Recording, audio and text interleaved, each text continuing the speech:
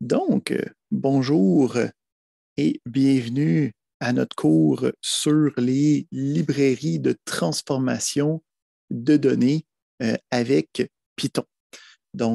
Sur Léa, je vous ai donné deux notebooks qui vont être en fait des quick start, des environnements pratiques pour vous aider quand vous allez vouloir revenir à cette matière-là, mais ce ne sera pas directement ce que nous, on va aller voir. Moi, j'ai une version comme plus exhaustive qu'on va aller regarder.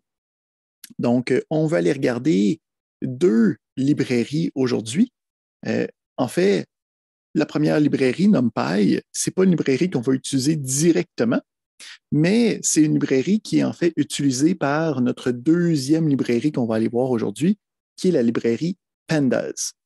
Donc, la librairie Pandas, qu'est-ce qu'elle nous permet de faire? Si on va voir sur son site.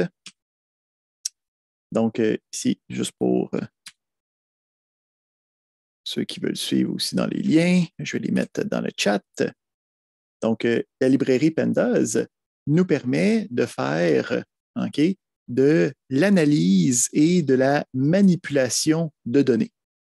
Donc, dans le processus ETL, d'extraction, de transformation,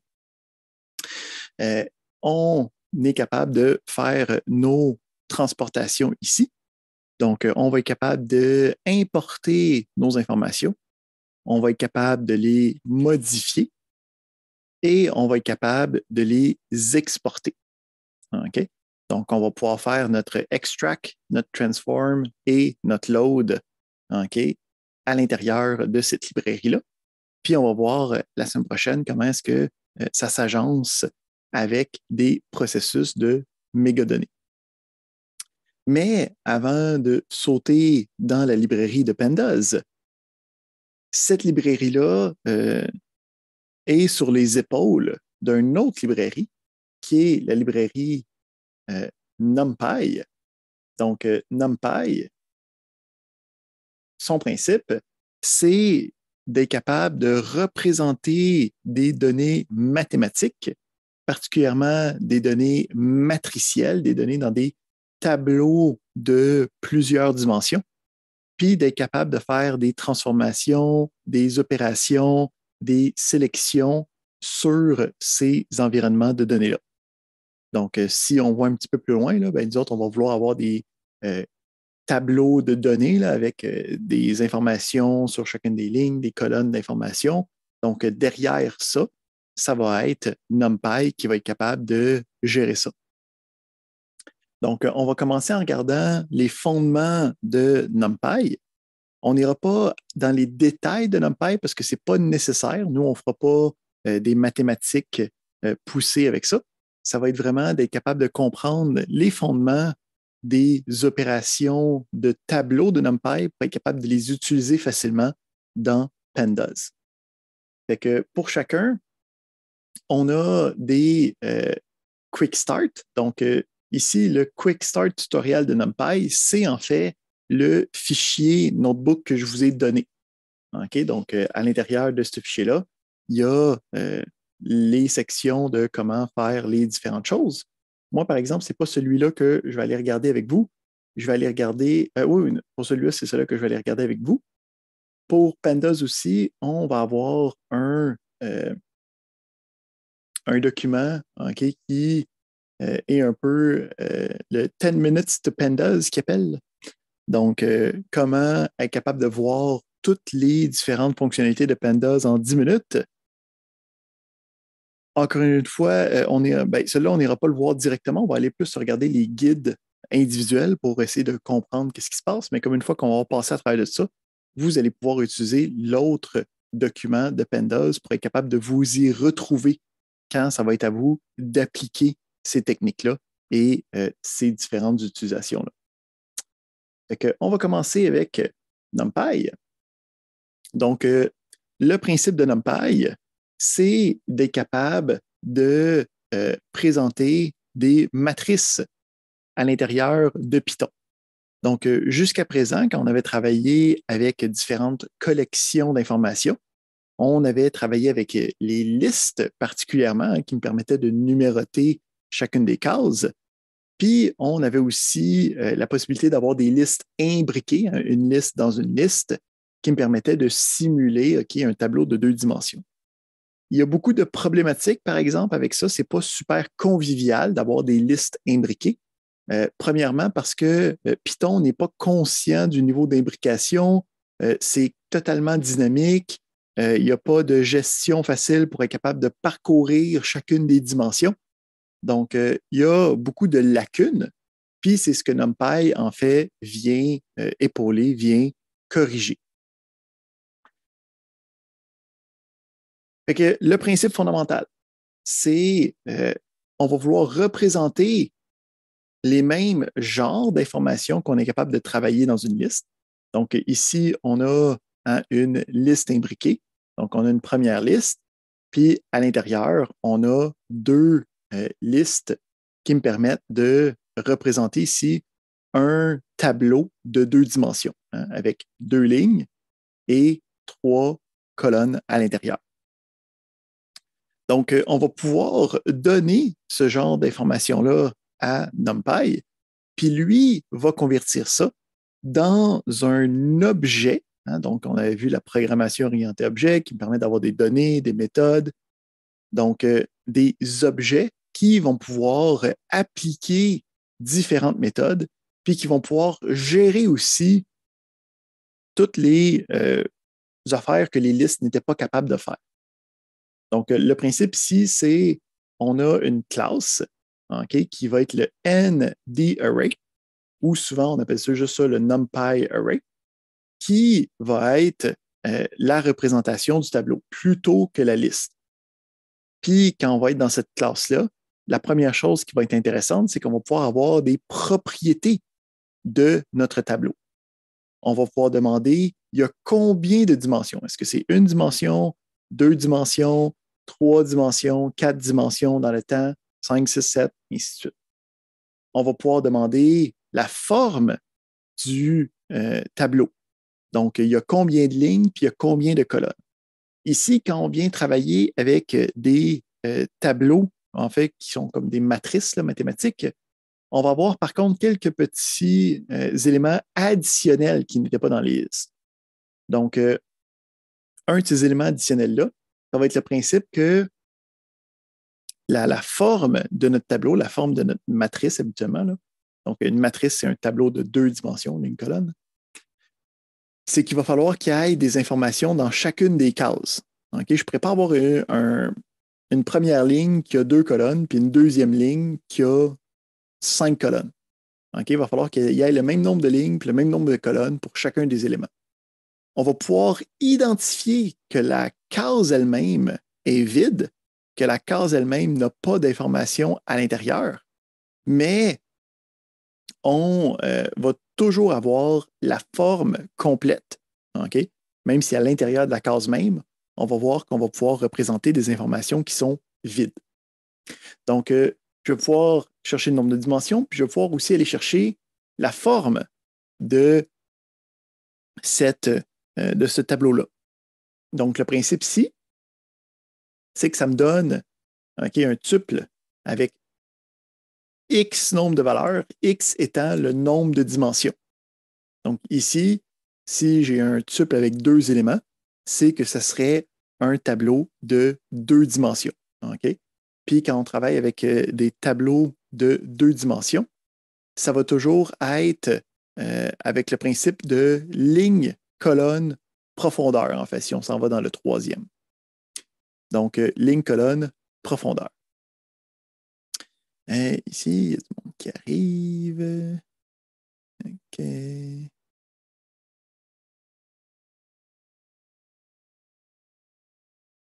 Excellent.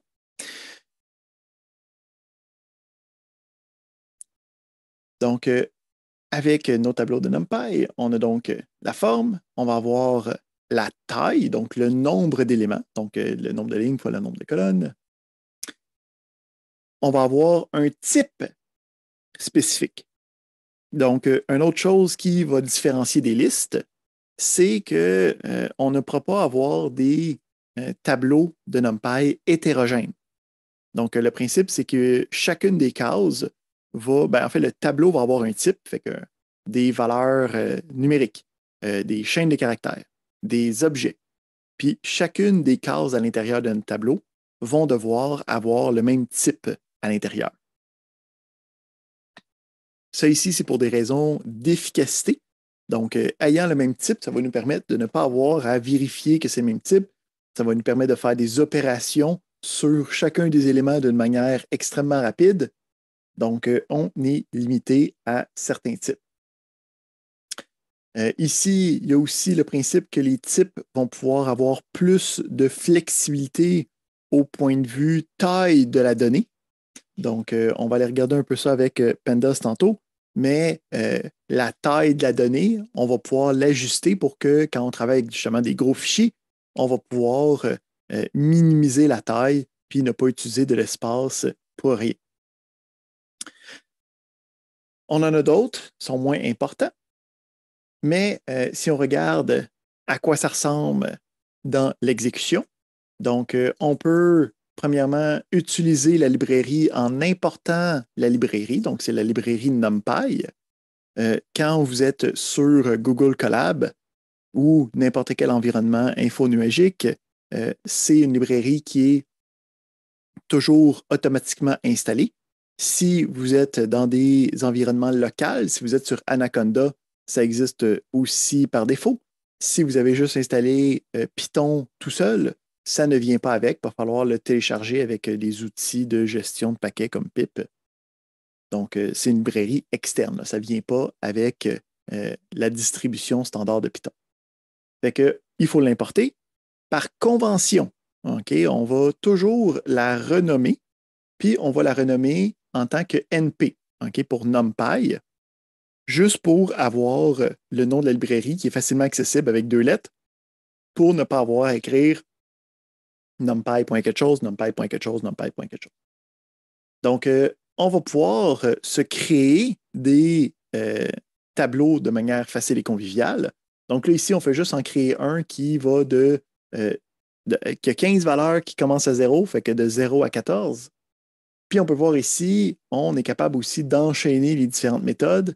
Donc, je veux transformer ce tableau-là, parce que par défaut, lui, il va être un tableau de 1 dimension. Puis je veux le transformer pour qu'il ait 3 lignes, 5 colonnes. Puis après ça, quand je l'affiche, on peut voir ici qu'on a ici, c'est un tableau, donc ce n'est pas une liste normale, c'est un tableau de NumPy, mais la représentation est la même que celle qu'on connaît, là, okay, avec les crochets carrés pour représenter une collection d'informations. Okay, dans ce cas-ci, on a les différentes lignes, puis à l'intérieur de chaque ligne, on a la représentation des différentes valeurs à l'intérieur des différentes colonnes. On peut aller chercher la forme, okay, 3 lignes par 5 colonnes. On peut aller chercher le nombre de dimensions, 2. On peut aller chercher le nom du type, okay, qui est int64 par défaut. On peut aller chercher la taille, qui est 15. Il y a 15 éléments à l'intérieur. Donc, on peut facilement travailler avec ça. Qu'est-ce qui est intéressant aussi, c'est qu'on peut facilement créer des tableaux de NumPy à partir de listes. Donc, en fait, c'est ça qu'on va aller regarder ici. Je peux envoyer une liste quelconque, puis ça va automatiquement être transformé en tableau de NumPy. Lui va prendre le bon type. Donc, si tu lui donnes juste des valeurs entières, il va créer un tableau de valeurs entières. Si tu lui donnes des valeurs fractionnaires, il va te créer un tableau avec no float. Faire attention, quand on a la création, puis en passant à la création, ça utilise la fonction array de la librairie. Donc, NP, c'est le nom de la librairie qu'on a importé. .array pour en créer un. Puis là, j'y donne comme paramètre qu'est-ce que je veux créer. Pour faire attention, il faut y envoyer un seul élément, là, qui serait la liste au complet. Donc, tu ne peux pas avoir un paquet de paramètres. C'est une liste qui va avoir le contenu que tu veux avoir. Si je lui donne des listes imbriquées, okay? Donc ici, on a une liste imbriquée, avec des tuples à l'intérieur, puis les différentes colonnes, on voit que lui reprend ça, puis est capable de le convertir en tant que tableau à l'intérieur. J'ai une question qui dit, est-ce que ça gère les tableaux dynamiques? Oui, on va voir que NumPy, les tableaux sont dynamiques. On va pouvoir rajouter des éléments à l'intérieur. On va pouvoir créer des nouveaux tableaux aussi, appliquer des transformations. Plein de choses intéressantes avec ça. Ici.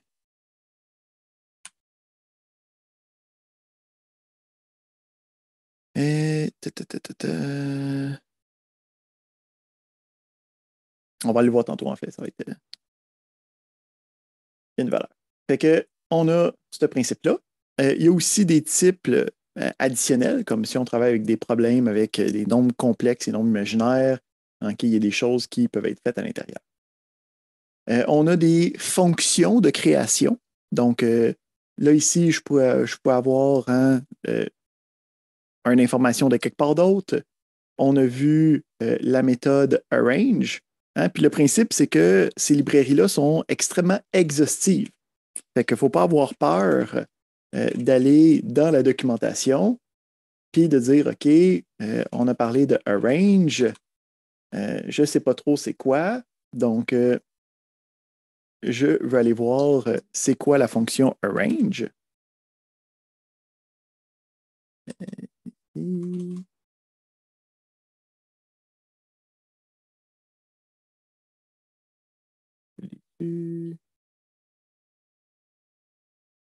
C'est le bon mot. C'est le bon mot. Ah, c'est arrange avec juste un R. Et voilà. OK. Fait que tu peux aller dans la fonction, puis ça te donne la documentation de la fonction. Donc, la documentation de la fonction, ici, si on peut voir les paramètres nommés, puis on peut voir ici les différents paramètres positionnels, puis si c'est entre crochet carré, c'est que c'est facultatif.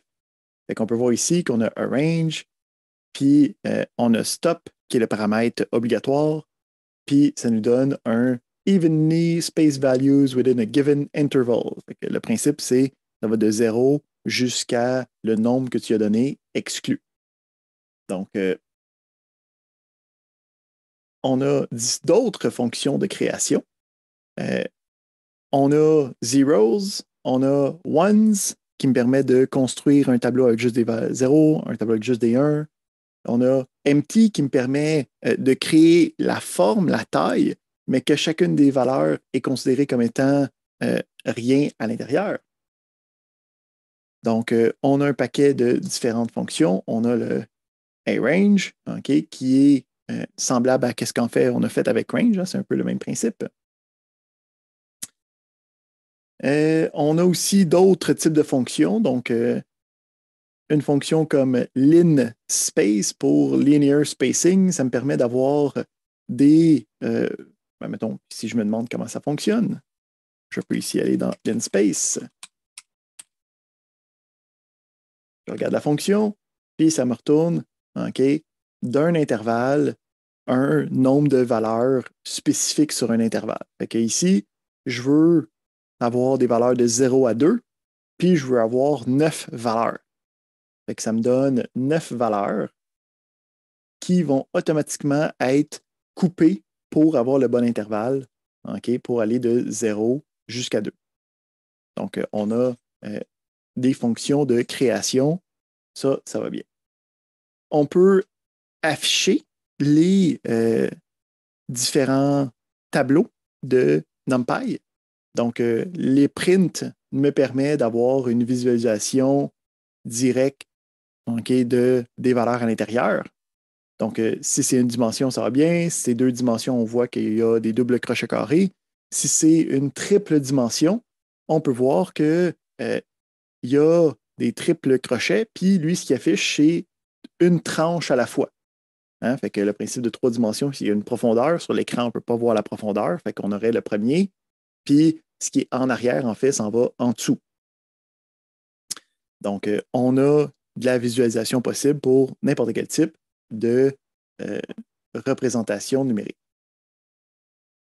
On est capable de modifier la taille de notre représentation. Ici, en passant, quand j'essaye d'afficher des choses qui vont prendre trop de place, comme ici, je veux créer un tableau de 10 000 valeurs. Lui, il y a une limite interne à l'affichage qu'il va faire. Donc, on peut le modifier, cette affaire-là, mais habituellement, par défaut, c'est quand même assez intelligent. Là.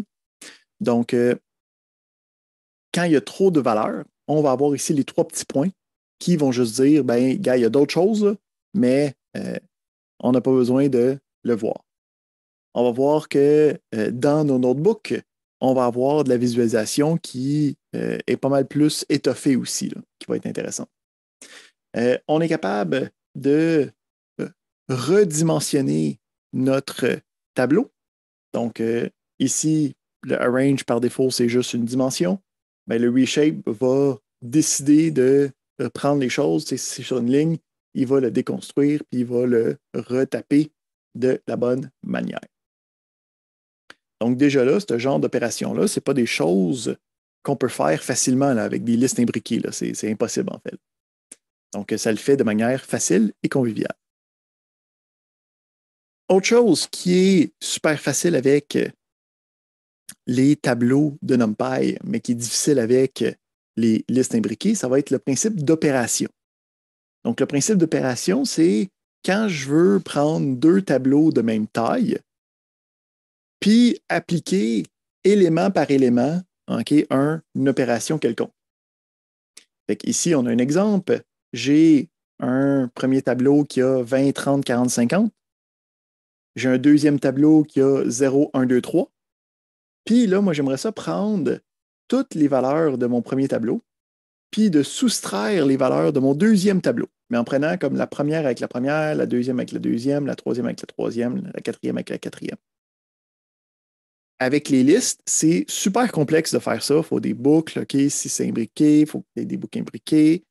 Avec NumPy, on peut utiliser les opérations arithmétiques, puis ça va se faire élément par élément.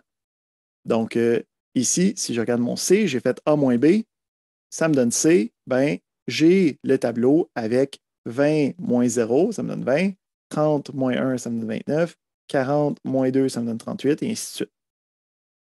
Puis, toutes les opérations arithmétiques sont capables d'être appliquées comme ça. Donc, je peux le faire élément par élément, ou si je le fais avec juste une opération arithmétique. Donc, ici, je dis B, puis mêlé à la puissance de 2. Donc, si je fais une opération arithmétique sur un élément plutôt qu'un autre tableau, il va le faire pour chacun des éléments du tableau initial. Ici, ça va dire tous les éléments de B mêlés à la puissance de 2, puis ça me donne la réponse. Donc, on est capable d'appliquer des transformations sur les données d'une manière qui est vraiment facile et conviviale. Ici, on a un autre exemple. On a 10, on peut avoir le sinus de A fois 10 à chacun. Ça fonctionne. Je peux avoir même des opérations relationnelles. Donc, ça, ici, on va revenir avec ça tantôt aussi. Là. Donc, les opérations relationnelles vont me donner un tableau de résultats. Hein? Donc, pour A, est-ce que c'était plus petit que 35? Bien, ça va regarder, est-ce que le premier était plus petit que 35? Oui. Le deuxième, est-ce qu'il était plus petit que 35? Oui. Troisième, est-ce qu'il était plus petit que 35? Non. Quatrième, est-ce qu'il était plus petit que 35? Non. Donc, on est capable de générer des tableaux de valeurs vraies ou fausses. On est aussi capable de faire des transformations matricielles. OK? Donc, si tu veux faire des approches mathématiques puis des produits croisés ou des choses comme ça, il y a des opérations spécifiques, mais habituellement, on n'est pas dans des mathématiques pures ici, là, fait que ce n'est pas des choses que nous, on va utiliser facilement. En tout cas, qu'on va utiliser souvent. Parfait. Fait que ça va bien, ça va bien. On a un paquet de fonctions qui existent pour trouver le maximum, la moyenne, l'arrondissement, de trier. Donc, on a un paquet de fonctions qui me permet de faire des opérations génériques, mettons, là. Si on en a besoin, habituellement, ça va être mentionné avec le problème. On est capable de sélectionner des éléments. Hein? Donc, je peux travailler avec tous les tableaux, mais je peux y aller avec un élément à la fois sans problème. Donc, je peux sélectionner un seul élément, donc avec la même syntaxe, en fait, que qu'est-ce qu'on avait avec les listes. Donc, avec des crochets carrés, on est capable d'aller chercher juste une valeur. On est aussi capable de faire du découpage. OK? Puis là, ça va être un petit peu plus intéressant quand on va arriver ça avec Pandas. On va pouvoir dire, bon, voici mon indice de départ, 2 points, voici l'indice de fin qui va être exclu. Hein? Donc, ça va chercher de la case 2, donc 0, 1, 2, jusqu'à la case 5, mais qui est exclue. Fait que 2, 3, 4. On a le 8, 27, 64. Ici, on demande est-ce qu'on a utilisé ou on va utiliser random? Pas dans ce cas-ci. On ne génère pas des valeurs aléatoires. D'autres, on va toujours travailler avec des fichiers de données préexistants. Là. Mais on a du random qui me permet d'avoir des valeurs aléatoires sur une distribution normale entre 0 et 1. Il y a aussi randint. Il y en a une couple qui existent par rapport à ça. Parfait, on était dans le slicing. Donc, on est capable d'aller travailler avec ça. Quand on travaille avec des tableaux de plusieurs dimensions. Donc, j'ai un tableau de 2 dimensions ici. Quand je vais vouloir aller travailler avec les cases à l'intérieur de ce tableau-là, je vais pouvoir utiliser les crochets carrés. Mais là, ici, on a une distinction. Là. Avant, quand on voulait avoir des listes imbriquées là, dans la version originale de Python avec juste les listes, il fallait avoir 2 paires de crochets carrés. Là, ici, on va pouvoir avoir une paire de crochets carrés, mais avoir des virgules entre chacune des sélections. Ici, ça va aller sélectionner la ligne numéro 2, hein, qui va être la 3e ligne, puisque ça commence à 0. Fait que 0, 1, 2. Puis, ça va aller chercher, après ça, la colonne numéro 3, qui est la 4e. 0, 1, 2, 3. On voit ici que ça sélectionne le 23. Donc, on est capable d'utiliser 2 éléments pour être capable de se positionner. Si, puis le même principe, on va pouvoir faire des slices, okay, des découpages de tableaux, dans ce cas-ci, de arrays. Puis, on peut faire le découpage okay, sur chacune des dimensions qu'on a besoin. Fait que voici un exemple où je prends toutes les lignes, puis je sélectionne la colonne numéro 1 de toutes les lignes. Fait que je peux voir ici, de toutes les lignes, je sélectionne la colonne numéro 1, puis je peux voir ici le résultat que ça me donne. Faire attention, quand on fait du découpage, le résultat okay, va être souvent reformaté okay, en une dimension si on est en train de sélectionner ça sur juste une dimension. Si on utilise juste un indice, ça va considérer ça comme étant la ligne au complet, puis toutes les colonnes okay, qui viennent avec ça. Donc, si tu sélectionnes avec juste un indice des éléments de multiples dimensions, ça te donne toutes les valeurs possibles okay, pour cet élément-là. Donc, ici, B, crochet carré moins 1, hein, moins, ça part de la fin. Fait que ça va chercher la dernière ligne. C'est l'équivalent de dire, ben, la dernière ligne, toutes les colonnes de cette dernière ligne. Il y a des 3 petits points, mais ça doit faire un petit peu complexe que nous, on n'utilisera pas tant que ça. Donc, on est capable d'utiliser aussi les boucles. Okay? Donc, la boucle for, donc ici, on l'avait vu. Donc, la boucle for va pouvoir déconstruire chacune des dimensions. Donc, si j'ai un tableau de 2 dimensions, si j'utilise une boucle for, ben, chacun des éléments va être sa propre ligne. Donc, si je voudrais aller travailler avec chacun des éléments, je pourrais avoir une deuxième boucle pour avoir toutes les variations de lignes et colonnes. Je peux aussi utiliser un attribut qui s'appelle flat, qui va faire en sorte que ça va juste être une dimension. Fait que là, ça va juste tout m'afficher les valeurs une après l'autre à l'intérieur. Super, on va skipper une couple de sections parce que c'est des choses qui ne sont pas nécessaires à ce que nous, on va faire. Ici, on a une autre question. Qu'est-ce qui arrive si on veut sélectionner toutes les lignes, mais seulement quelques colonnes? On va voir qu'on peut avoir ici, attends, on est dessus.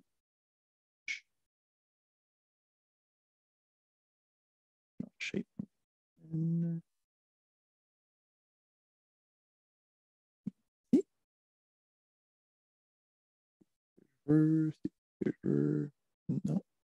non. Et ici. C'est ça ici que je veux.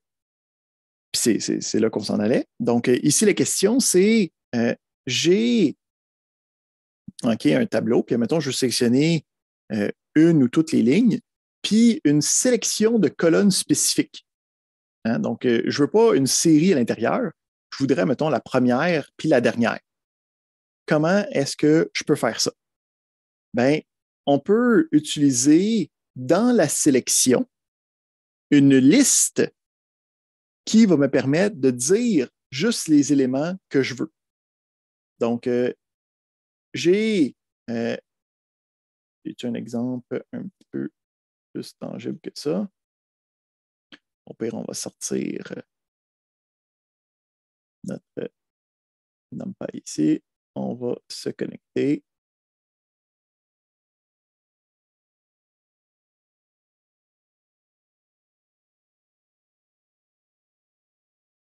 Okay. Fait que le principe, c'est que quand je sélectionne un élément, okay, donc je peux aller sélectionner juste une valeur.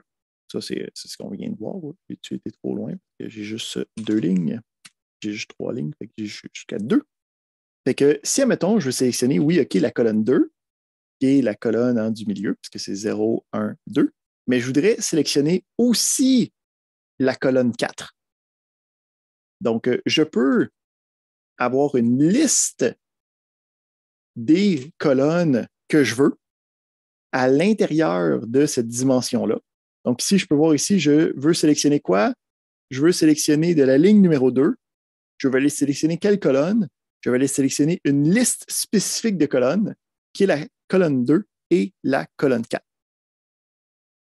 Est-ce que ça répond à ta question par rapport à la sélection d'éléments un peu disparates? Si ce n'est pas le cas, on peut dire qu'est-ce qui manque à ce qu'on vient de dire. Donc, on peut ici indexer avec une liste ou un tableau d'indices. Donc, ça, c'est pas mal ce qu'on vient de dire, blablabla. Dernière chose que je veux regarder avec vous pour NumPy, après ça, on va passer à Pandas, ça va être l'indexage booléen. Donc, on a vu qu'on peut créer avec les comparaisons une liste de valeurs booléennes, une liste de valeurs vraies ou fausses. Fait que ici, on a l'exemple, j'ai un tableau qui est un 3 par 4, puis je demande quelles sont les valeurs qui sont plus grandes que 4. Fait que si je regarde ici, le résultat de ça, sachant que c'est 0, 1, 2, 3, 4, 5, 6, 7, 8, 9, 10, 11, ben, ça va me dire false, false, false, false, false, true, true, true, true, true, true. Puis là, qu'est-ce qui va être intéressant, c'est que je vais pouvoir utiliser ce résultat-là comme indissage à mon tableau. Donc, à la place de dire voici la colonne 1, voici la colonne 2, voici la colonne 3 que tu veux que tu sélectionnes, je vais y donner un tableau avec des valeurs vraies ou fausses Puis lui, il va seulement me sélectionner les valeurs où c'est qu'on avait true à l'intérieur. Donc, quand je fais ça, qu'est-ce qui arrive? Quand je pars de A, puis que je sélectionne en utilisant B. Puis en passant, là, ici, on a fait une variable intermédiaire, là, mais on aurait très bien pu juste écrire directement A plus grand que 4 là, à l'intérieur d'ici. Ben, ça va me donner juste les valeurs qui répondent à ce critère-là. Donc, on va être capable ici de faire une sous-sélection à partir d'une condition spécifique que moi, je veux tester. C'est là que ça commence à devenir très intéressant, nos affaires. Donc, on peut commencer à aussi utiliser ça comme assignation. Donc, tu peux dire, ceux qui sont vrais, je veux que tu les mettes à 0. Hein? Fait qu'on peut utiliser l'assignation. Ça va prendre toutes ces valeurs-là ici, puis ça va les mettre automatiquement à 0. On est capable de faire des manipulations extrêmement rapidement là, avec ce genre de conditionnement-là. Je pense que c'est ça. De ce côté-là. Ouais. Excellent.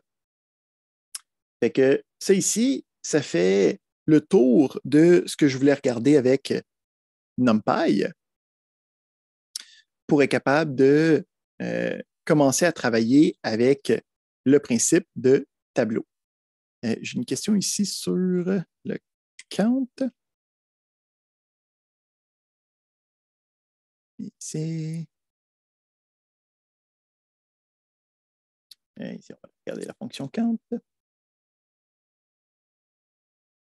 Et un peu qu'est-ce que je viens de faire. Je crois, blablabla, moi, je juste. En fait, tu parles de count directement de Python, toi, là. Ouais.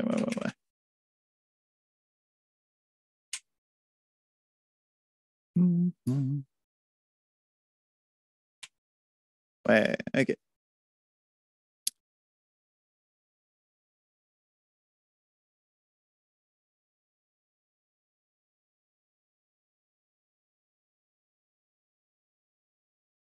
Donc ici, lui, j'ai une question. Est-ce que le list.count permet de travailler ça? Oui, on va voir en fait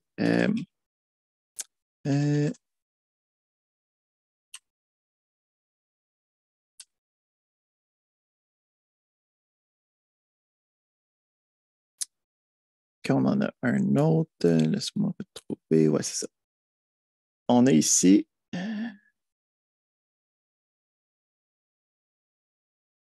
C'est ici. Ouais. On a comme la version de NumPy qui s'appelle Count Non-Zero. Donc, cela me permet de prendre toutes les valeurs non zéro qui sont à l'intérieur de notre solution. Là. Fait que tu permets justement une condition, puis lui va être capable de retravailler ça.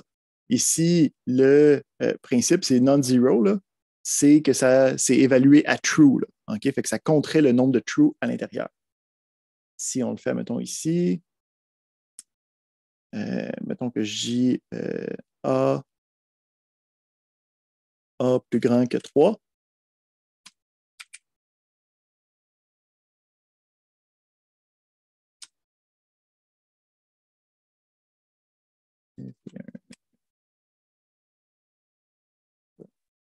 Il faut que je donne le NP. Non-zero. Et il donne le tableau-là. Comme ça. Et je peux voir ici, le count non-zero me permet d'envoyer un tableau de vrai ou faux, puis lui va compter le nombre d'éléments qui sont vrais à l'intérieur de ça. Je pense que c'est ça la question posée. Donc, il y a encore une fois un paquet de fonctions à l'intérieur de NumPy.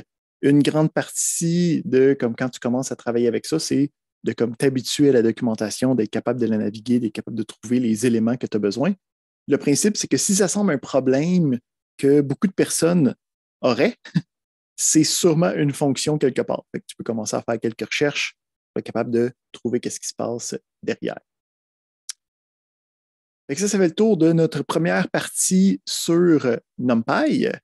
On va prendre une petite pause, puis après ça, on va aller regarder la documentation de Pandas qui va nous permettre de faire des opérations sur des sites de données qui vont être structurés, d'être capable de visualiser ça, donc vraiment d'élever notre game de transformation de données. C'est toute la session. On culmine à qu'est-ce qu'on va voir après la pause. Donc, on revient à 19 h pour reprendre ça ensemble. On va dire ici, pause.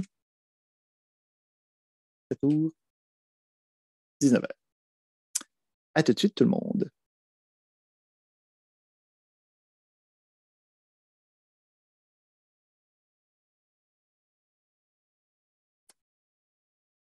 All right. On est de retour. Donc, on va continuer à regarder notre présentation avec Pandas. Et ici,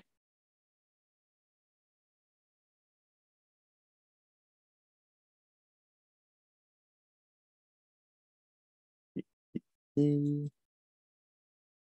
va enlever ça ici. Le texte trop. Et voilà. Donc, NumPy était une librairie qui nous permettait de représenter des matrices, des tableaux de manière facile et conviviale. Le but de NumPy, c'est d'être capable de prendre ça, puis d'être capable de travailler avec des données structurées, d'être capable de les importer, d'être capable de représenter ces données structurées-là avec leur contexte, puis d'être capable de les exporter par la suite. Donc, si on regarde le site officiel, donc encore une fois, Pandas est aussi automatiquement installé avec les différentes distributions de data science, comme Anaconda, comme Google Colab. Si vous utilisez une distribution de Python de base, il va falloir aller chercher ça de manière manuelle. Donc, nous, on va aller regarder dans la documentation. On fait le Getting Started, nous donne comment l'installer. Dans la documentation, on va avoir les Getting Started Guides, qui est qu'est-ce que nous, on va regarder aujourd'hui. Sur le site de Léa, moi, je vous ai donné dans le User Guide, là, il y a un 10 Minutes to Pandas qui est comme une version rapide de qu'est-ce qu'on va regarder aujourd'hui avec juste les exemples. Donc, quand vous allez vous y faire référence, c'est là que vous allez pouvoir travailler avec. Donc, nous, on va regarder un peu en étapes qu'est-ce que Pandas est capable de faire pour nous. Fait que la première chose qu'on va aller regarder, ça va être comment est-ce que Pandas est capable de travailler avec les données. Ça va être quoi sa représentation de données dans notre système. Donc, lui va travailler avec ce qu'on appelle des data frames. OK? Donc, le principe du data frame, ça va être en gros la représentation matricielle, la représentation de 2 dimensions de NumPy, mais cette représentation-là va être juste la partie grise pâle. Donc, lui, ce qu'il va venir rajouter, c'est en fait de la contextualisation de ces données-là. Donc, il va être capable d'avoir des informations sur chacune des colonnes. Puis, il va pouvoir avoir des informations sur chacune des lignes. On va aller voir comment est-ce qu'il construit ça quand on va parler des séries. Mais si on regarde un exemple de qu'est-ce que ça peut donner en action, ici, j'ai la fonction DataFrame. OK, donc, encore une fois, le principe, c'est il faut importer la librairie. Donc, il faut importer Pandas. Encore une fois, par convention, OK, la communauté a décidé que PD pour Pandas me permettait d'avoir un accès rapide et convivial à la librairie. Donc, ça va toujours être panda, PD, un nom de fonction pour pandas, le nom de la fonction.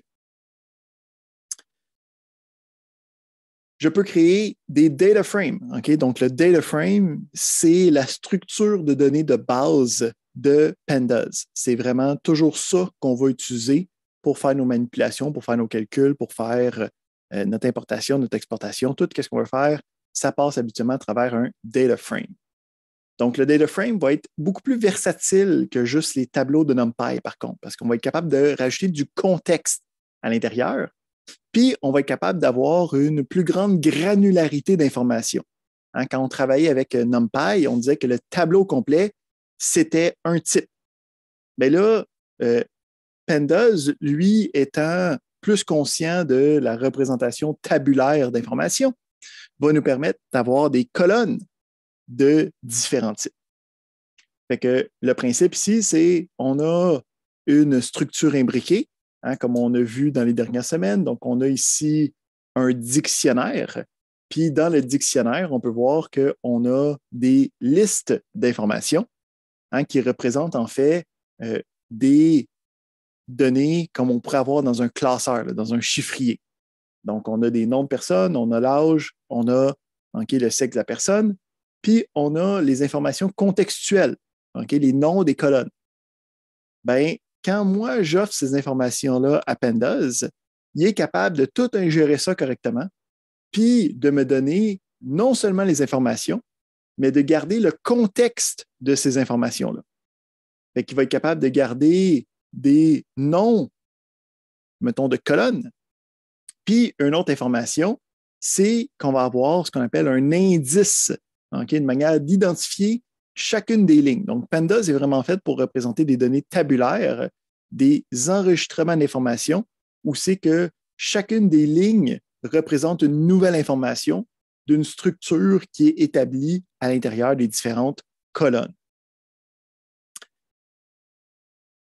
À l'intérieur de ce data frame-là, on va avoir une sous-structure qui s'appelle une série d'informations. Donc, le principe, c'est que quand on a une seule colonne avec son identification, fait que si on regarde ici, on a une panoplie de colonnes, mais si je prends juste une colonne avec les identifications de chacune des lignes, c'est ce qu'on appelle une série. Fait que un data frame, en fait, c'est une composition de plusieurs séries ensemble.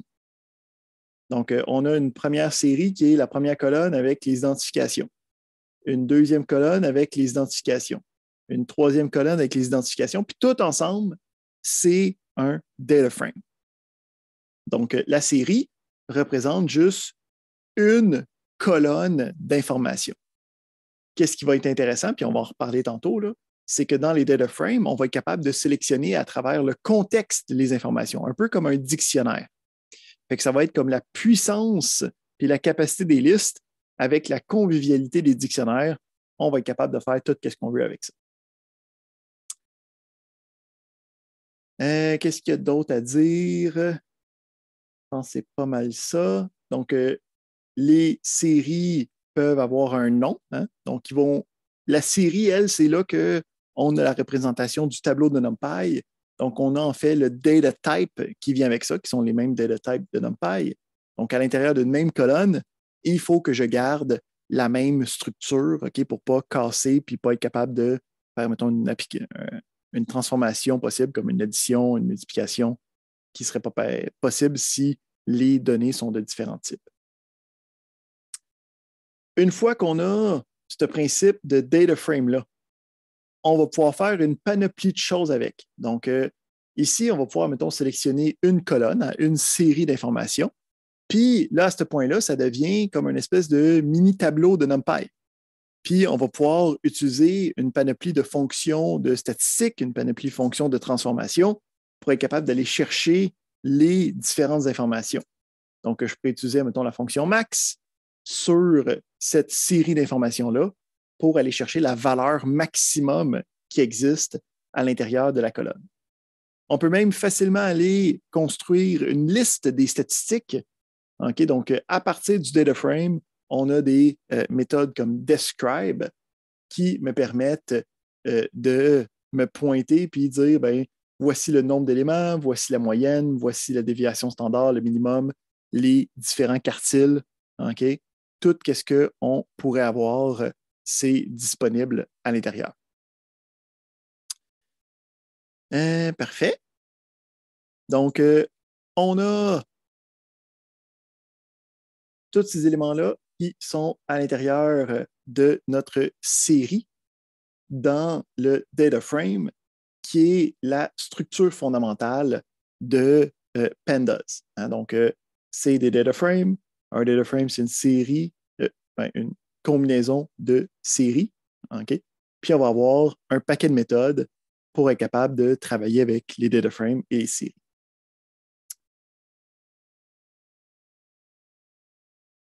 Qu'est-ce qu'on peut faire? Ben, en fait, qu'est-ce qu'on peut importer ou exporter avec tout ça? Parce que le principe d'avoir des données tabulaires avec du contexte, ça nous donne comme beaucoup de possibilités. Là. Puis il y a beaucoup de structures, de données structurées qui rentrent dans ce format-là. Fait que qu'est-ce qui va être intéressant? Ça va être qu'on va pouvoir importer d'une panoplie de sources, hein, donc le extract, dans notre ETL. On va pouvoir faire de la manipulation. Puis, une fois qu'on a fini, on va pouvoir l'exporter dans un autre format possiblement, ou même le même format initial. J'ai une question ici qui demande est-ce qu'on va faire des représentations graphiques des informations? Oui, ça va être disponible. On va le voir aujourd'hui à quoi ça ressemble quand on va faire de la visualisation de ces éléments-là. Donc, le principe, c'est qu'avec Pandas, on a le read étoile. Puis là, l'étoile, en fait, c'est une représentation de toutes les possibilités des différents formats que Pandas est capable de faire. Donc, si on s'en va voir le read de Panda, on va avoir les différents types d'informations qu'on peut aller ingérer de Pandas. Fait que déjà là, on a notre JSON qu'on a déjà travaillé avec. On a les CSV qu'on a déjà travaillé avec aussi. Donc, lui est déjà capable d'importer ces deux types de fichiers-là. Mais aussi, on peut directement importer de Excel. Donc, un fichier d'Excel, il va être capable d'aller chercher les différentes feuilles, importer les différentes données qu'on peut avoir à l'intérieur. On va être capable de se connecter à des bases de données. Donc, on peut aller directement faire des requêtes SQL qui vont nous permettre d'importer les informations pour être capable d'avoir ça dans des data frames. En gros, tous les formats intéressants de données qui représentent des données tabulaires peuvent être importés à l'intérieur de Pandas. C'est simple de même.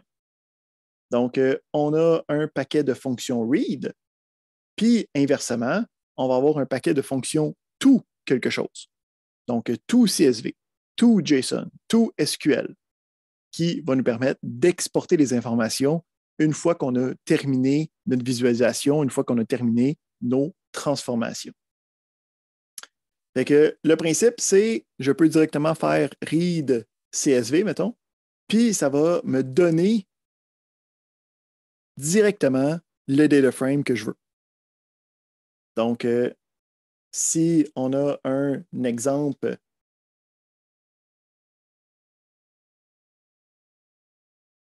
d'un CSV quelconque, là, OK?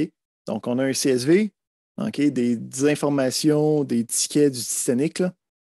Donc, ça, c'est l'exemple qu'on a. Si on le regarde un petit peu plus formaté, on peut voir qu'on a un passenger ID, est-ce qu'il survit, c'était quoi sa classe, son nom, l'âge, OK, son numéro de ticket, il a payé combien, son numéro de cabine, si on le connaissait. OK, c'est comme les informations, il y en a tout plein.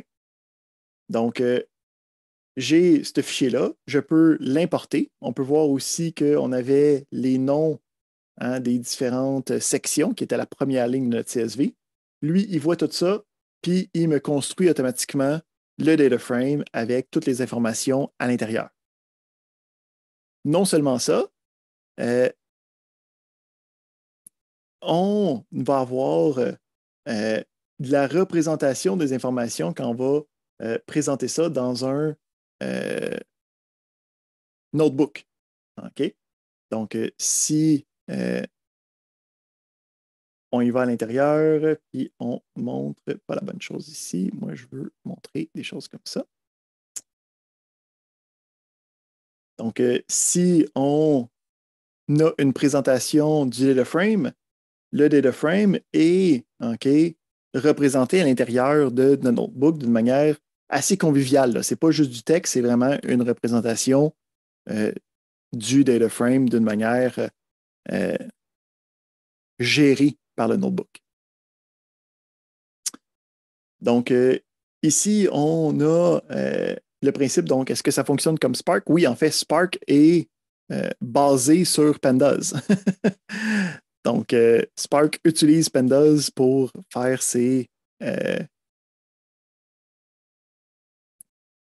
pour le restant des choses. Donc, ici, il y a un commentaire qui dit qu'on aurait dû avoir ça au début pour comme, être capable de débugger nos différents programmes. Donc, oui, effectivement, moi, je pense que c'est une partie importante de la gestion de données. C'est comme, c'est vraiment, c'est comme, ça prend 5 semaines de se rendre ici, là, mais c'est vraiment le point important. C'est vraiment cette semaine, c'est là qu'il se passe les vraies affaires. Donc, on a le point de vue qu'on est capable de. Je répète, je me reprends. Donc, si on a Titanic, le data frame au complet du CSV, il est possiblement trop grand. Donc, il y a 891 lignes. On a donc les 3 petits points qui me disent que ce n'est pas important. On a des fonctions qui me permettent de juste voir comme l'entête, comme les premières lignes, juste pour voir de quoi ça a l'air, est-ce que c'est correct. Donc, on a des fonctions comme head qui me permet de voir un nombre de lignes pour être capable de tout voir sans nécessairement avoir les éléments complets. On a la version inverse qui est tell, qui me permet de voir la fin des lignes. Donc, admettons que je commence à trier des choses, puis que des choses au début c'est important, ou des choses à la fin c'est important. On peut aller juste faire un spot check de ces parties-là. Chacune des colonnes a son propre type. Donc, on a les types qui sont représentés à l'intérieur. Donc, on a les différents types numériques, les chaînes de caractères qui sont des types object. OK? C'est toutes des choses qu'on peut comprendre facilement. On est capable de sortir l'information. Donc, on peut prendre un fichier CSV, puis on peut dire je veux le transformer en Excel. Bon, Excel il est capable de lire des fichiers CSV aujourd'hui, là, mais on pourrait le sortir en SQL, on pourrait sortir des choses de JSON, de sortir en Excel. Donc, on est vraiment capable de faire la partie extract, puis la partie load d'une manière facile et conviviale avec les fonctions de Pandas read, étoile, puis to, étoile. Après ça, on a d'autres méthodes intéressantes pour gérer puis regarder le contenu. Fait que là, on est capable, on comprend c'est quoi un data frame, on comprend c'est quoi une série, on est capable d'importer les informations, on est capable d'exporter les informations. Ah, ici, il y a une question. Le type object, c'est quoi? C'est en fait n'importe quoi qui serait une classe, puis d'un objet quelconque. Fait que si ce n'est pas un des types primitifs, donc les types, attends, on va les sortir ici.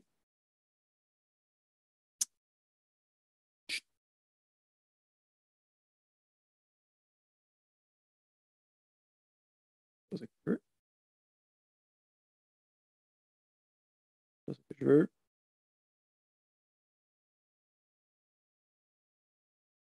Je veux juste marquer type. Je veux trouver la liste des types. Ouais. Ici, on va voir la liste des types.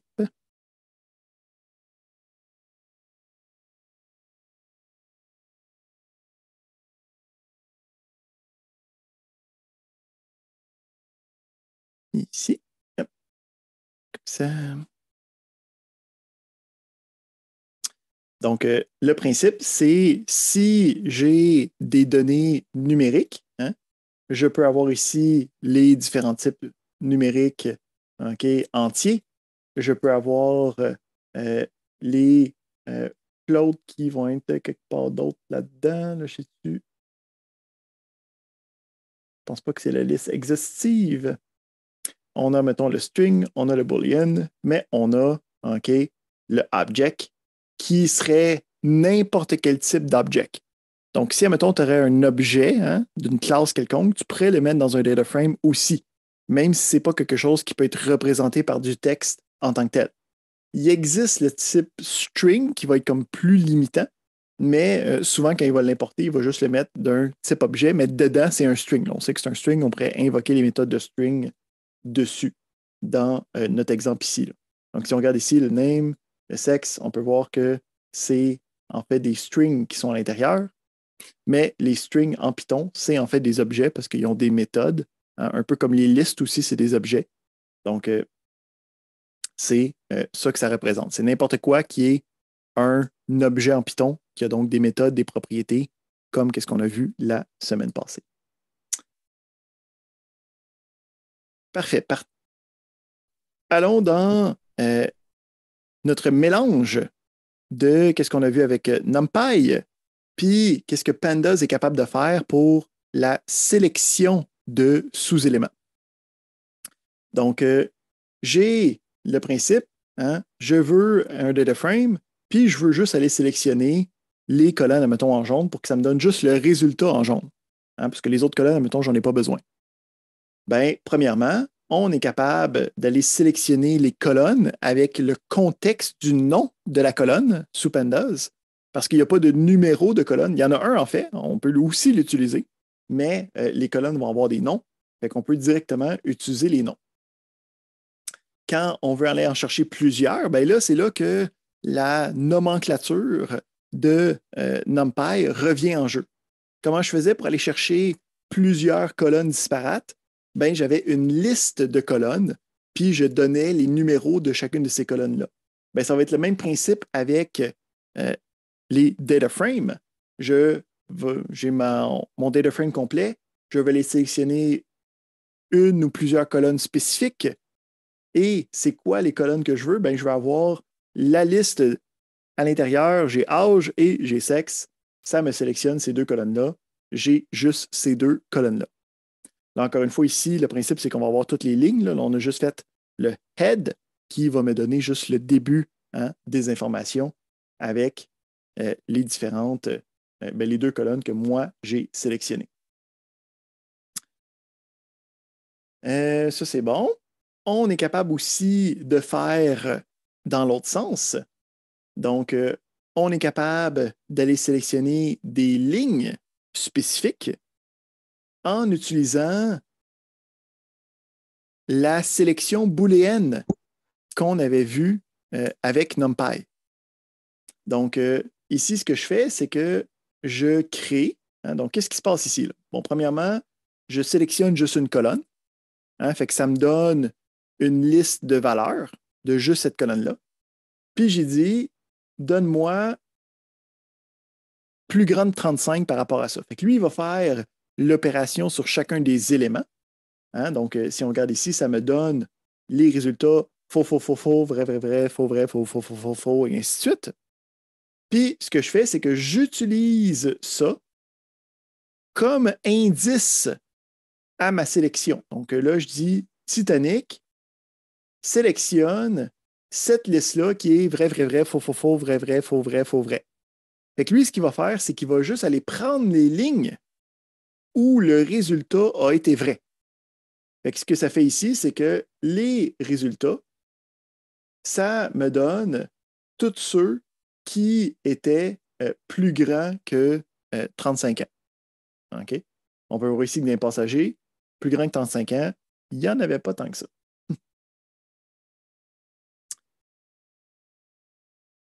Et non, on a juste le head. Fait que, il y en avait quand même pas pire. 217 sur 900, quand même.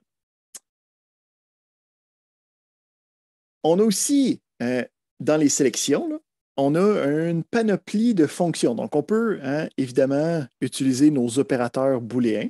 C'est totalement possible. Mais on va avoir aussi des fonctions spécialisées, des méthodes spécialisées dans Pandas qui vont me permettre d'avoir encore des sélections plus granuleuses que ça. Donc, ici, autre exemple, j'avais si on regarde la source, on avait la classe, OK, de paiement, ou la classe du passager, OK, de 1 à 3. Ben, je pourrais dire, mettons qu'il y en aurait 10, là, je voudrais le 2, le 7, le 5. Ben, je peux utiliser des fonctions comme isIn. Donc, si je regarde la documentation de ça va me dire, ben, est-ce que les éléments de la série sont dans cette liste de valeurs-là? Donc, ces valeurs-là, c'est quoi? C'est quelque chose qui est comme une liste. Okay? Donc, list-like, ça, c'est soit une liste, un autre série, un tuple, donc n'importe quoi qui serait une collection. Là. Donc, tant que ça va faire partie de ces éléments-là, ça va être considéré comme vrai, puis ça va être retourné dans la sélection.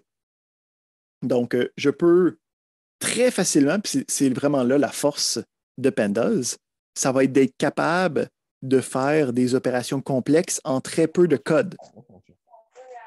La problématique de ça, c'est qu'il faut comme connaître un peu qu'est-ce que ça permet, c'est quoi qui est disponible en fait. Donc, on a ici le Titanic, on dit regarde le passenger class, le P-class, puis regarde si c'est à l'intérieur de 2 ou 3. Ça va automatiquement me sélectionner juste ceux qui sont à l'intérieur de la classe 2 ou 3. On n'est pas obligé d'utiliser ça. Hein? Donc, on aurait pu le faire avec, en fait, les opérateurs logiques, où j'aurais un ou. Fait que là, j'aurais pu dire soit c'est la classe 2 ou c'est la classe 3. C'est le même principe. C'est juste qu'encore une fois, le but de Pandas, c'est comme de se faciliter la vie.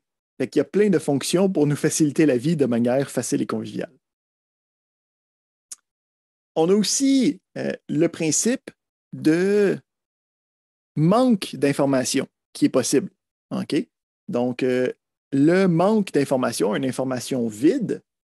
Donc, si on regarde dans notre source, on peut voir qu'à certains moments, ça se peut que l'information n'ait pas été sauvegardée ou on ne savait pas c'était quoi. Donc, l'information n'est pas disponible. Donc, le nom de ça dans le monde de Pandas, c'est Not Available, NA. Donc, des informations NA, c'est des informations qui ne font pas partie de qu'est-ce qui est disponible. Souvent, on va vouloir juste sélectionner les informations qui sont disponibles ou toutes les lignes où une information spécifique est disponible. Parce que si j'ai des lignes qui ont l'information qui n'est pas disponible, ben, je ne suis pas capable de le rentrer dans mon calcul ou je ne suis pas capable de traiter cette information-là. Donc, je peux avoir des fonctions qui vont aussi me faire le filtrage des informations manquantes. Donc, not NA. Donc, si on s'en va voir, not NA, ça va prendre juste ceux qui sont non-missing. OK? Donc, pas available. Not available. On a l'inverse de not NA, là, si vous voulez, en passant. Là, il y a les see also. Hein. Il y a is NA. Si, admettons, je veux juste aller voir ceux qui n'ont pas d'informations, voir c'est quoi, qu'est-ce que je fais avec. Donc, on a le is NA qui est aussi disponible. Donc, les not available values, c'est la différentes versions là, ici. Ça peut être none, ça peut être not a number aussi. Donc, il y a différentes possibilités. Parfait. On peut mélanger les deux. Hein? Donc, ici, j'ai des conditions qui me disent je veux juste telle colonne, puis je veux juste certaines lignes de ces colonnes-là. Donc, je peux mélanger les choses avec une virgule. avec aussi, en fait, pour être capable de faire cette double opération-là, on va avoir des fonctions spéciales, OK, qui va être le locator. OK, donc, c'est le locator qui me permet de dire, ben voici deux éléments. Donc, attends, on va aller le chercher ici.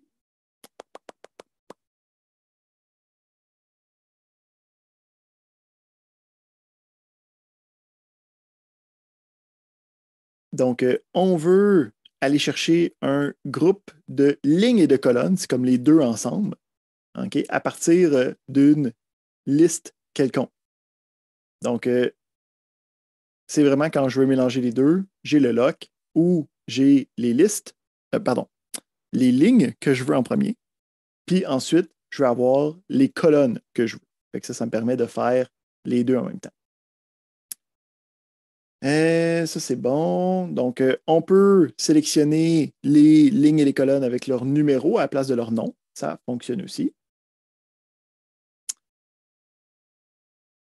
Ça, c'est pas super. C'est pas des choses que nous, on va voir. Fait que, on a la sélection, hein, qui peut être intéressante, puis qui va nous permettre de faire un paquet de choses, le fun. Allons voir comment est-ce qu'on fait pour visualiser les données. Donc, pour la gestion en des séries, pour la gestion des data frames, c'était basé sur l'utilisation de la librairie NumPy. Ben, Pandas est aussi capable de faire de la visualisation, encore une fois sur le dos d'une autre librairie qui s'appelle Matplotlib. OK? Donc, le principe, c'est Matplot, en fait, c'est pour faire la même chose que MATLAB, un autre logiciel de sciences de la donnée faisait. Plotting, c'est le nom de faire des graphiques. Library, donc ça fait des graphiques comme MATLAB, mais en Python. Donc, cette librairie-là est intégrée aussi dans Pandas. On peut aussi l'utiliser donc pour créer les graphiques et ainsi de suite. Des fois, ça va être utile. Donc, même principe, on va être capable d'importer Pandas, puis on va être capable de importer cette librairie-là, encore une fois avec un nom qui est conventionné, donc que tout le monde fait la même chose. On l'appelle PLT pour être capable de travailler avec. Fait que comment est-ce que ça fonctionne? C'est assez simple. Quand je veux faire une représentation graphique de quelque chose, la seule chose que j'ai à faire, c'est de prendre mon data frame puis appeler la fonction de graphique. Puis derrière, qu'est-ce qui va se passer? Ici,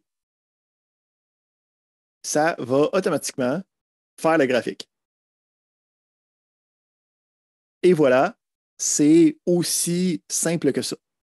On va voir qu'on a plusieurs options, puis on peut gérer le graphique, mettre le titre, OK, avoir plusieurs graphiques à l'intérieur, mais c'est vraiment intégré. OK?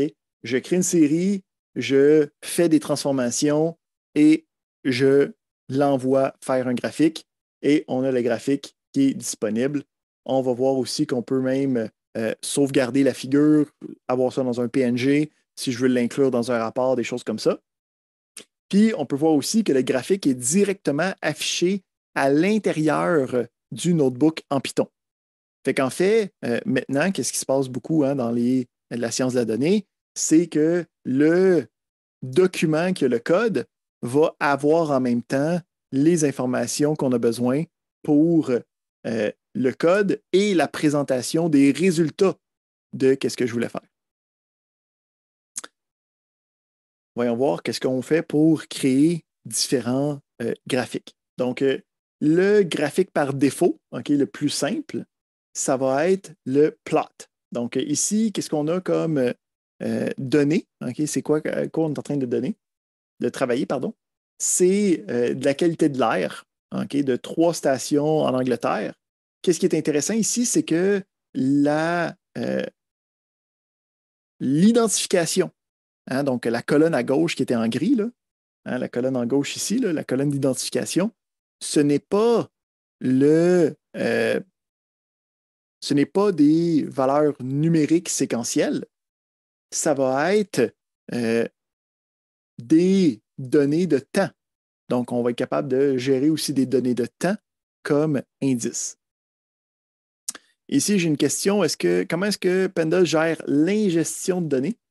Donc ici, je vais inférer de ta question avec les problématiques, avec les différentes possibilités derrière. Donc, si je m'en vais voir, admettons, le read CSV, si je regarde le read CSV, c'est quoi ces différentes configurations possibles? C'est là qu'on va avoir toutes les différentes variations d'ingestion possibles. Donc, qu'est-ce qui arrive si j'ai des valeurs OK, NA, ben là, je peux aller voir ici NA values.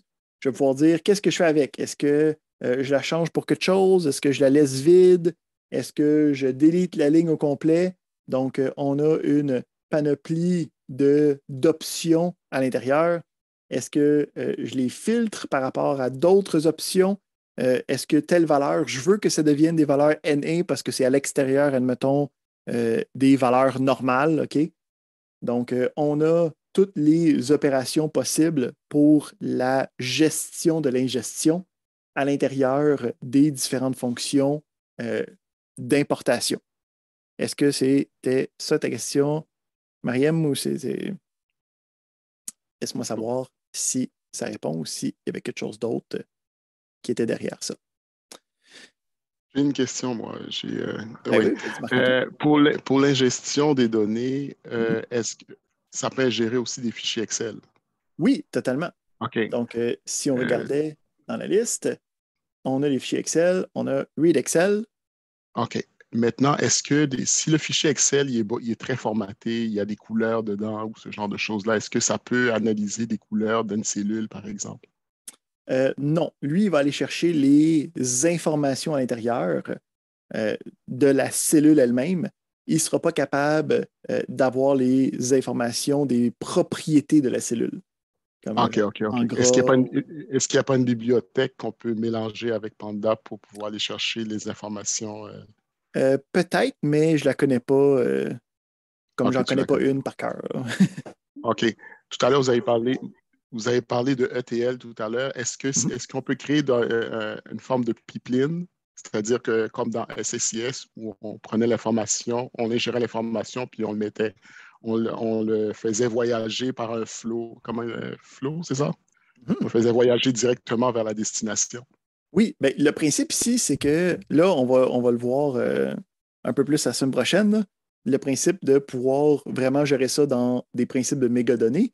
Mais le principe en ce moment de flow, c'est que nous, on va pouvoir l'implémenter littéralement dans notre notebook, là, parce qu'on a un notebook qui est structuré séquentiellement. Hein. Fait que je peux avoir une importation, puis je le mets dans un data frame, puis après ça, je peux utiliser le data frame, puis après ça, je peux exporter le data frame. Fait que le principe ici, c'est que ça se fait de manière écrite plutôt que de manière avec des boîtes que tu connectes ensemble. OK, OK. Donc, OK, ça se fait. OK, c'est ça que je voulais T'sais, savoir. le principe, c'est écrit à la place d'être illustré. Mais comme le OK. principe Non, non, non, je comprends, je comprends. C'est séquentiel, c'est juste le que. même, là. OK, OK, c'est parfait. OK, merci. Monsieur, Oui. moi, ma question tantôt, c'était est-ce que, par exemple, avec Panda, on peut avoir certaines librairies, comme par exemple Flume, qui permet de faire l'ingestion des données par lot, par batch, etc. Voilà la compréhension, comment Panda va gérer avec des outils peut-être l'ingestion des données Mhm. en temps OK. réel ou bien Dans le en principe de séquentiel. mégadonnées. C'est ça. Oui. Par défaut, Pandas est faite pour être gérée de manière statique. OK? Donc, c'est comme sa faiblesse, là, c'est qu'il n'est pas capable de gérer des données qui sont euh, dans un flux. OK? Puis, il n'est pas capable. En streaming, par exemple, il n'est pas capable de gérer le principe de streaming, par exemple. Parce que l'exemple que Marie m'a montré, le flow, parce que généralement, c'est pour tout ce qui est streaming des données. Exactement. Là, quand c'est un flux, là, quand c'est en streaming, euh, Pandas n'est pas directement fait pour ça. OK? Même principe aussi, si l'information n'est pas capable d'être gérée entièrement dans la mémoire, Pandas ne sera pas capable de gérer ça. Tu sais, mettons que tu essaies d'ouvrir une affaire de 400 gigs, il ne sera pas capable de faire des transformations dessus. Le principe, c'est un peu comme qu'est-ce qu'on vient de voir avant. Il y avait NumPy, puis il y avait Matplotlib, puis là, il y a Pandas qui est au-dessus. La semaine prochaine, on va voir les librairies qui utilisent Pandas pour être capable de faire ça autant de manière streamée ou de manière de mégadonnées, où c'est que toutes les informations ne seront pas directement gérées. Donc là, on voit comme les outils, qu'est-ce qu'on est capable de faire. Puis là, la semaine prochaine, on va voir comment intégrer ça dans l'ultime version de qu'est-ce que vous allez faire professionnellement. Je pense que c'est pas pire ça pour l'instant. Ici, le principe, c'est, si on fait un petit aperçu là, de ce qui va se passer la semaine prochaine, on a une version de Python, OK, qui permet de faire de l'évolutivité. Okay? Donc, lui, il va être capable de le faire de manière parallèle, va être capable de le faire de manière fluidique. Okay? Puis lui est basé sur ce que Pandas est capable de faire. Mais avant de voir ça, il faut comme être capable de voir ce que Pandas est capable de faire pour après ça utiliser les librairies dans l'ordre. OK. Fait qu'on était à. Oui. Est-ce que Pandas est capable d'aller chercher des données à partir des API REST? Oui, totalement. Donc, le principe, Pandas en tant que tel ne va pas le faire, mais on a vu Requests, qui est capable de mettre ça dans une variable, puis après ça, de l'envoyer à Pandas sans problème. OK, fait qu'on ne va pas passer avec ce que tu as montré tout à l'heure, le read. Là, ça va être read JSON, mais le JSON, il va venir de où? Il va venir de il va request. venir à partir indirectement. OK. Ouais. Attends, je veux juste être certain de ce que je te dis. Peut-être qu'il est capable de le faire directement, mais il me semble que. Blablabla. Ouais, non, ça, il n'est pas capable directement de faire des connexions, mettons, externes. Avec du web, il faut utiliser request dans ce cas-là. Mais c'est ça un peu le but aussi de tout ce qu'on a vu, c'est d'être capable d'enfiler les choses ensemble. Tu sais. Ouais. Fait que, avec request, on a notre request de notre JSON, on le passe à Pandas. Pandas serait capable de faire des manipulations, puis on pourrait même le ressortir puis le renvoyer par request à un autre API qui prendrait cette information-là puis qui serait capable de le traiter. OK, merci. Excellent. Donc, on est en train de regarder les principes de visualisation. On est en train de parler de c'est quoi les données qu'on est en train de regarder. Donc, on a 3 stations avec des valeurs qui sont prises aux heures. On a plusieurs endroits où c'est qu'il n'y a juste pas d'informations. Puis les informations sont numérotées, sont identifiées par un timestamp. Okay? Donc, à chaque heure, à une date précise. Donc, si je prends ce data frame-là et j'invoque la méthode de base de plotting, donc lui, ça va me faire un graphique en 2 dimensions. Il va prendre l'information de l'indice, de l'index à gauche comme étant l'axe des X. Il va prendre chacune des colonnes comme étant une série d'informations différentes qui va afficher sur l'axe des Y. Fait qu'ici, on a nos 3 stations qui sont comme toutes pognées à l'intérieur là, dans une légende, mais on peut voir qu'on a les 3 en vert, en orange et en bleu sur notre graphique. À partir de là, on peut évidemment aller faire des sélections. Donc, on peut aller sélectionner juste une des colonnes. Puis là, si je fais le plot de juste cette colonne-là, ça m'a fait juste le résultat de cette colonne-là. Il existe un paquet de différents graphiques disponibles. Donc, si on regarde les différents graphiques disponibles, c'est pas celui-là que je vais aller voir. C'est celui-ci. Fait que dans Matplotlib, donc on a le plot par défaut, en XY. On a les scatter points, donc juste les points de chacun sans avoir de lignes qui les regroupent ensemble. On a des graphes à barres, donc qui sont binés ensemble. On a le stem avec des points puis des ligne qui vient avec. Les steps, on a les fill between, donc avec un intérieur puis avec une marge de manœuvre. On a ceux avec des représentations en 3 dimensions là, ou avec une troisième valeur possible, donc avec des X, Y, Z. On a ceux statistiques, donc des histogrammes, des diagrammes à boîte, des diagrammes d'erreur. On a même notre bon vieux pie chart d'Excel. Puis on a aussi des coordonnées non structurées. Là. Ça, ceux-là, ce n'est pas des choses que nous, on va voir dans ce cours-ci. Mais les diagrammes statistiques, okay, les basic plots, okay, c'est tout en fait des fonctions différentes. Donc, on avait le plot, mais si j'en veux un autre, j'ai juste à invoquer un autre de la gang. Okay? Puis là, évidemment, pour chacun, on va avoir, puis là, mettons qu'on regarde le scatter point. Okay? On a la fonction. La fonction va avoir une panoplie de différentes options, puis on peut commencer à écrire qu'est-ce qu'on veut à l'intérieur. Donc, on va aller regarder comme un peu qu'est-ce qui est possible de faire. Ça ne sera pas exhaustif, OK?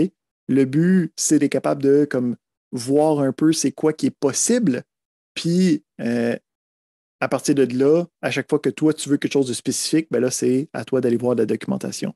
J'avais manqué une question ici que est-ce qu'on peut faire des conversions des données? Oui. Donc, si tu as une colonne qui est dans un type, tu peux le changer à un autre type, puis lui il va faire une conversion automatique okay, à l'intérieur dans Pandas. Ce n'est pas un problème. Fait qu'on a ici l'exemple du scatterplot.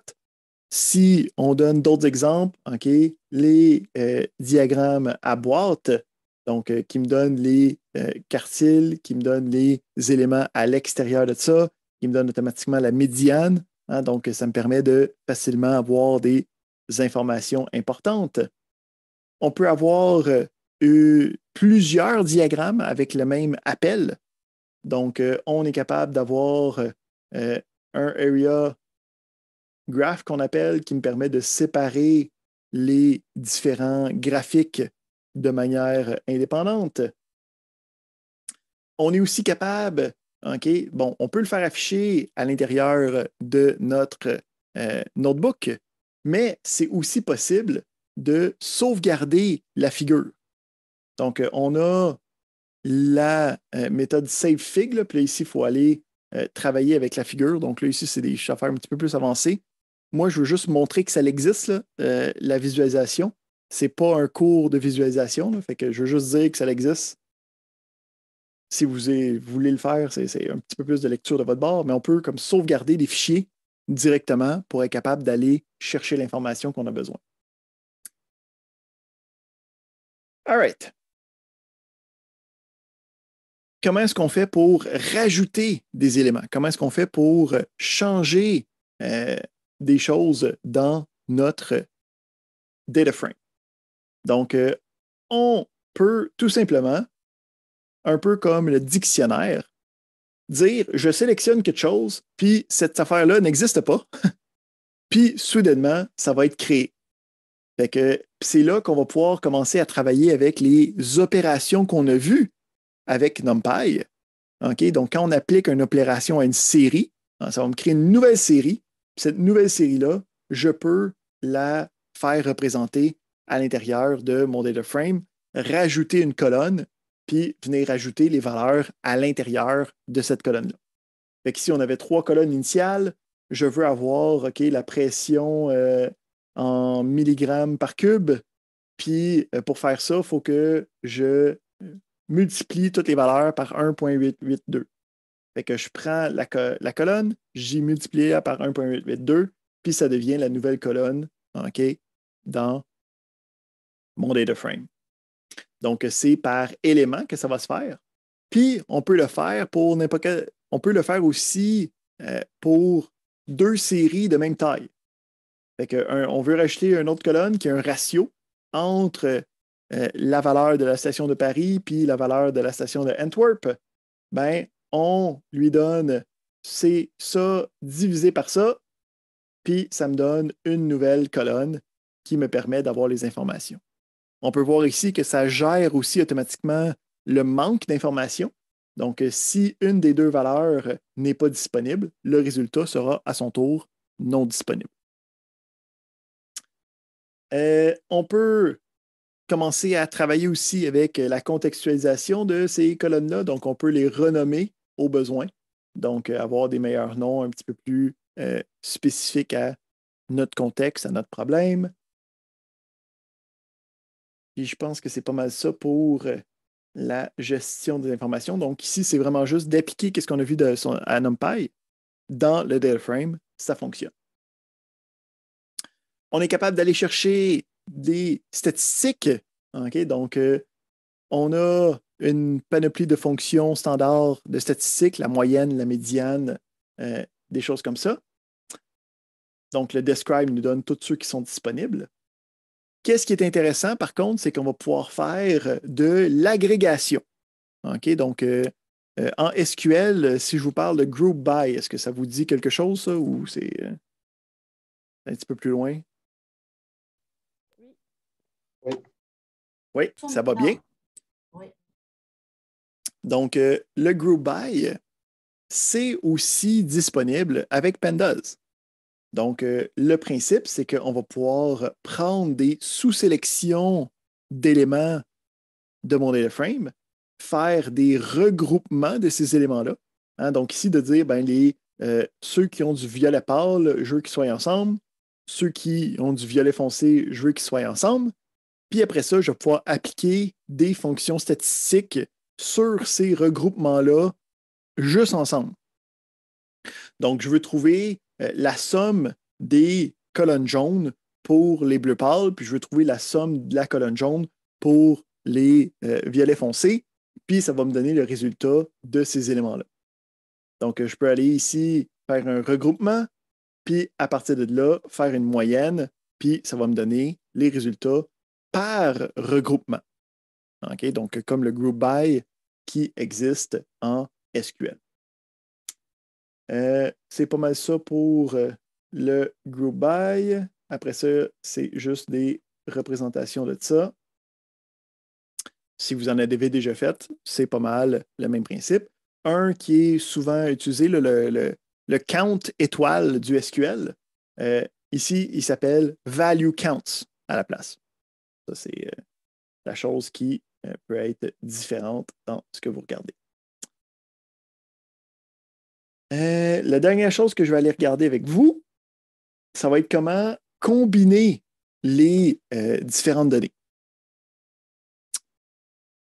Ici, on demande est-ce que le group by me permet de remplacer des éléments avec la médiane? Oui, on va être capable de le faire, mais le principe, c'est que ça va être tu trouves c'est quoi la médiane de chacun, puis après ça, tu appliques ça sur les NA. Donc, ça se fait, mais en 2 étapes. Là. Donc, ce n'est pas le group by qui est capable de faire ça. Le group by va te trouver la médiane, puis après ça, tu vas pouvoir utiliser des choses comme pour la gestion des données, on a des choses comme fill NA. C'est juste en un mot. Ouais. Donc, on a fill NA qui va être capable de prendre une valeur puis de dire, voici le résultat qui va être appliqué à tous ces éléments-là. Tu pourrais trouver la médiane. Une fois que tu as la médiane, tu peux faire fill NA sur chacun des éléments puis travailler avec ça.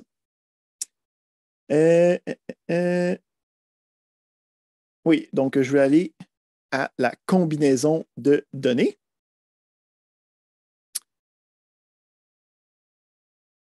C'est pas ce genre de combinaison-là que je veux faire. C'est celle-là ici.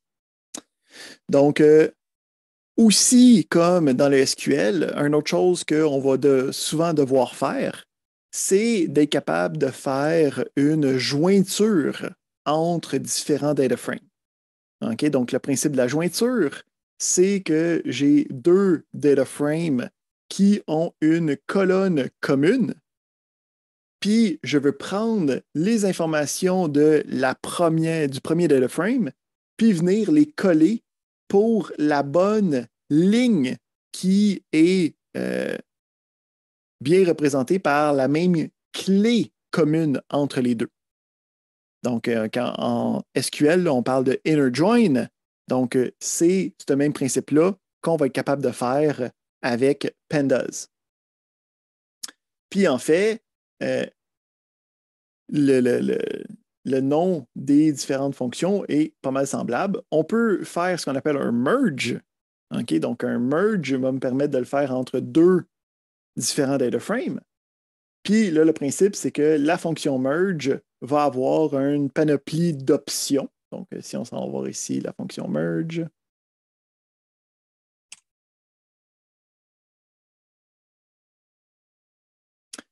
Donc, ça me prend les deux data frames, sur la gauche et la droite. Ça va me dire quel type de jointure. Donc, si vous avez vu les types de jointure, il y a le inner, le outer, le left, le right, le cross.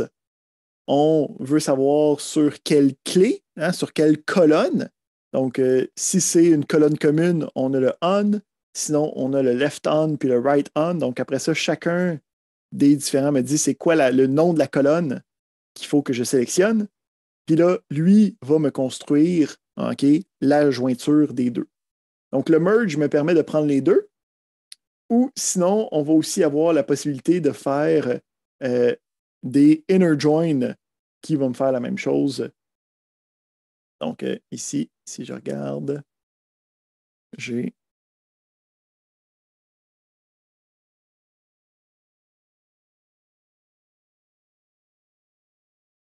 c'est pas celui-là.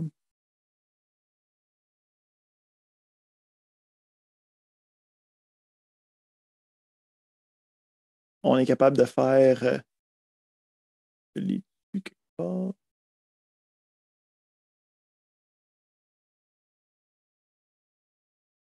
Ici.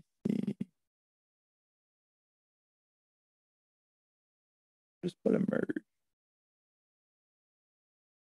Ici. Donc, tu peux avoir des fonctions directes qui me permettent de faire d'un data frame qui a ici été appelé left. On a un deuxième data frame qui est le right. Puis là, je peux directement faire left.join. Puis je peux aller sélectionner ce que je veux directement. Donc, tu peux le faire avec soit merge, soit avec des fonctions intermédiaires directement sur le data frame. Parfait. Donc, dans nos... Question, monsieur, s'il vous plaît. Oui, certainement. Oui.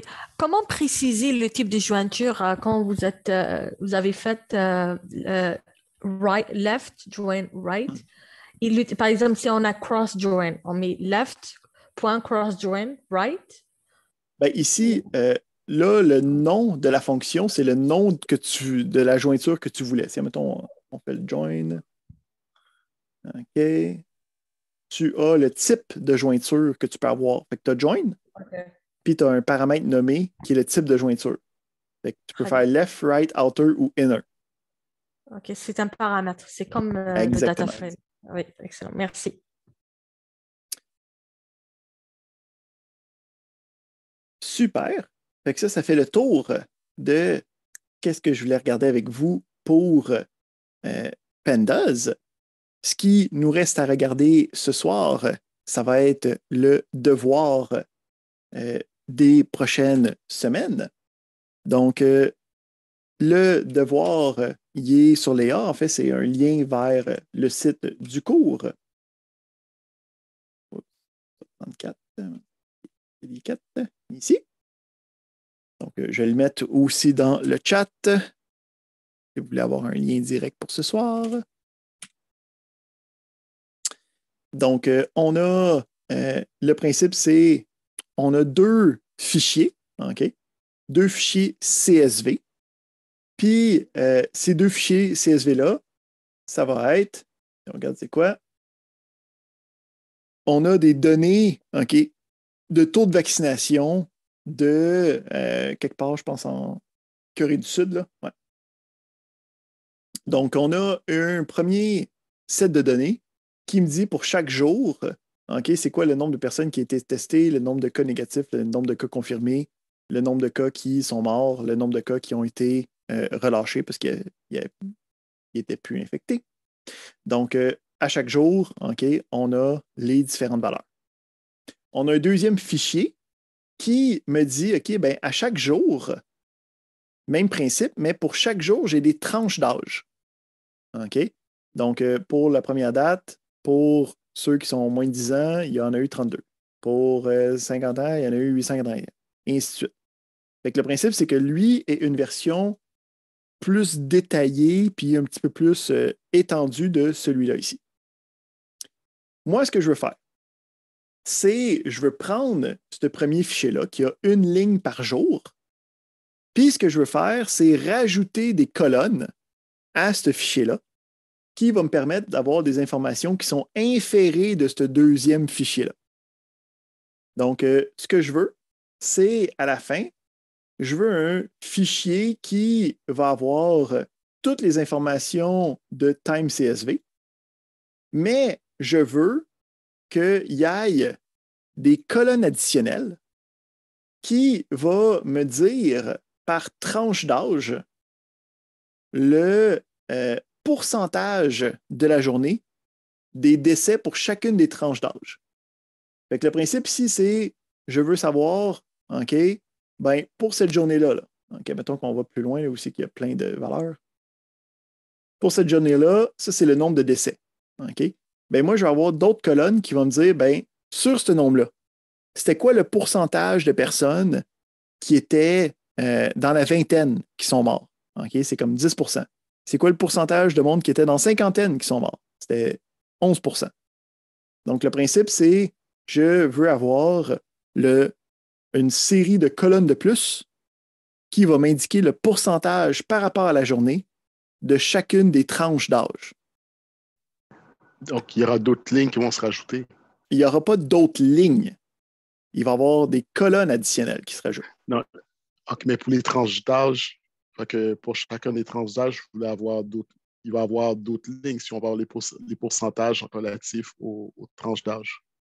Ben non, parce que le principe, c'est je vais avoir un pourcentage pour le 24. Fait que je vais avoir ici un pourcentage pour ceux de 0,0, pour ceux de 20. Je veux que ce soit un paquet de colonnes additionnelles. Ça veut dire, ce soit des colonnes. Ça veut dire que chaque colonne va représenter des tranches d'âge. Exactement. OK, je comprends. OK, c'est bon.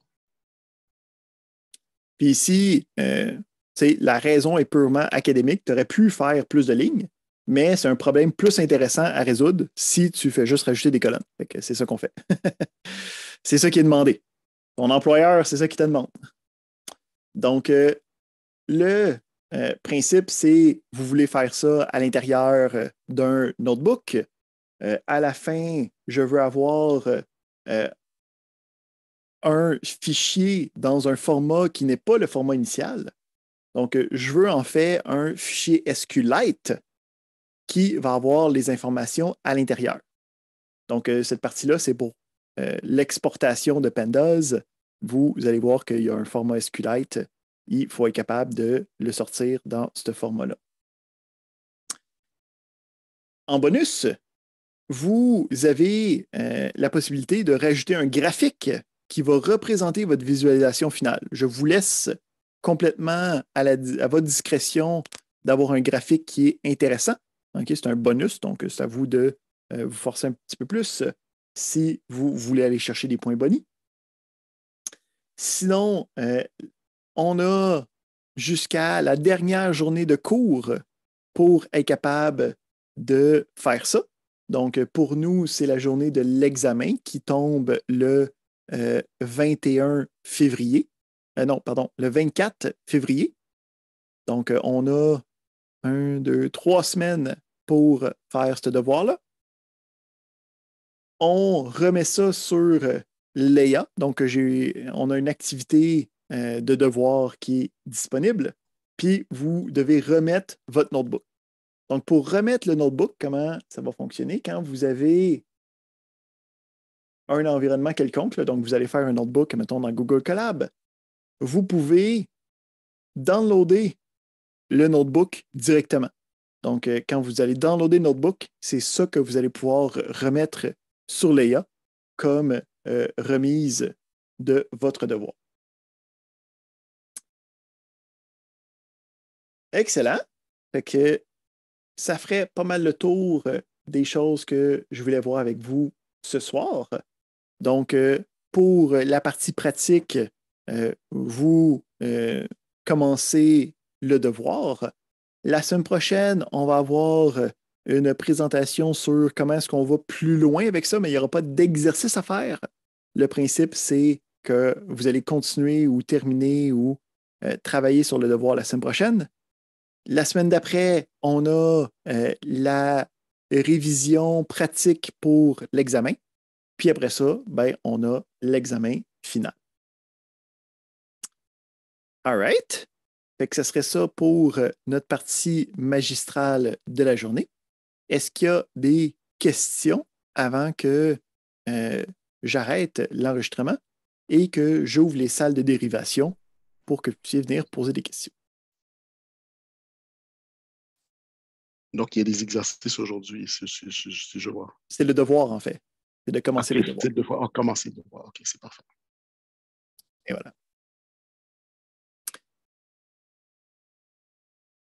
Peut-être une dernière question. Pour l'ETL, vous avez montré le graphe d'ETL que vous avez montré plus tôt. Les données est-ce que les données vont dans un genre de staging en mémoire, puis par la suite sont transférées dans la destination? Exactement. Donc, Pandas, lui, travaille purement en mémoire. Donc, quand on extrait les données des fichiers, ça reste en mémoire jusqu'à temps qu'on fasse notre load dans un fichier final. OK. OK, merci. Excellent. Donc, je vais arrêter l'enregistrement.